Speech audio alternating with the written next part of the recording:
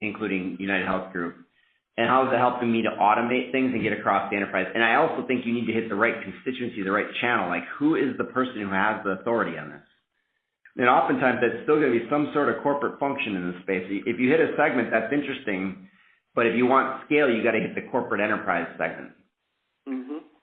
Like you can, like there's examples on the tech side where you can sell a one-off tool to or a capability to a small segment, and that could be a leg in the door, a foot in the door. But at some point, if you want to hit the enterprise, you want to go to the top levels of the corporate functions that understand and actually have the influence across all parties. Yeah. Yeah. Right. Well, so how there's high kind of up? a land and Go ahead.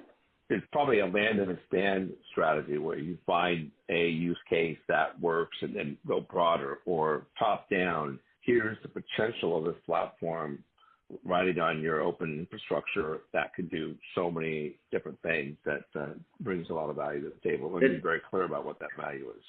It's exactly right. Like actually, that what you just outlined is, I think, I mean, I just made this argument 2 weeks ago on a separate platform and topic. But if you were trying to sell me a capability, and let's just say it is that good, but it is too good for me to stretch my mind broad enough to understand, oh my gosh, I don't even know what to do with it. It does too much.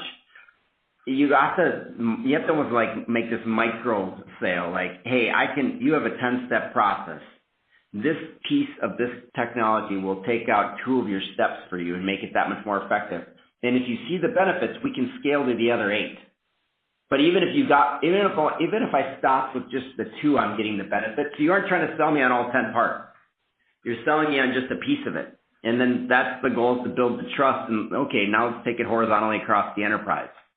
That to me is a better viable sales model in this minimal viable product and getting something live faster, because rewiring legacy processes is incredibly complicated regardless of the technology.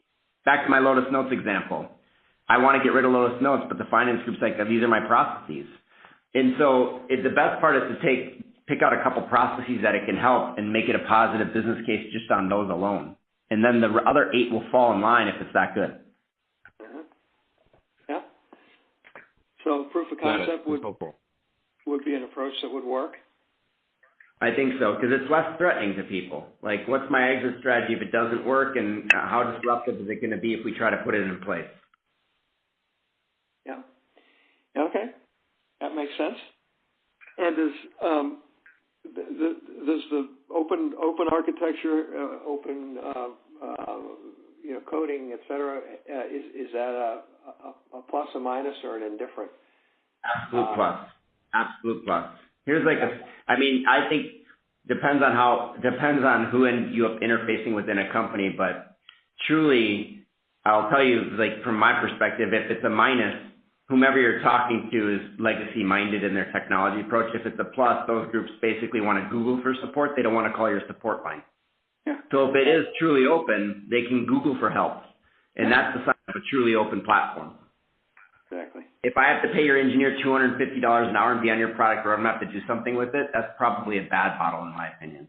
And you could get a very vicious debate with people on this one. So I'm giving you one perspective, but open tech companies tend to be open sourced and truly open repository. And here's my code base because I already know how to do something better with it anyway.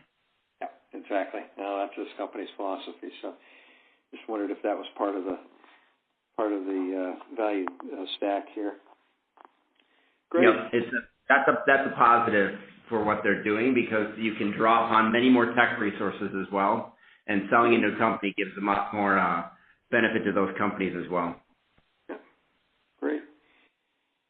This has been really, really helpful. I wonder, as we talk about here, a sort of take a use case, proof of concept to prove it out, making sure all the hooks are viable as well, all the APIs and interfaces and whatnot that have to go along with it. How big does that use case need to be? I mean, do we need to be talking about onboarding of new customers, or claims, or something that's fairly significant, or can that use case be something much more granular? I think, when you use just those 2 examples, I think granular is better than grandiose. Grandiose becomes complicated because you're wired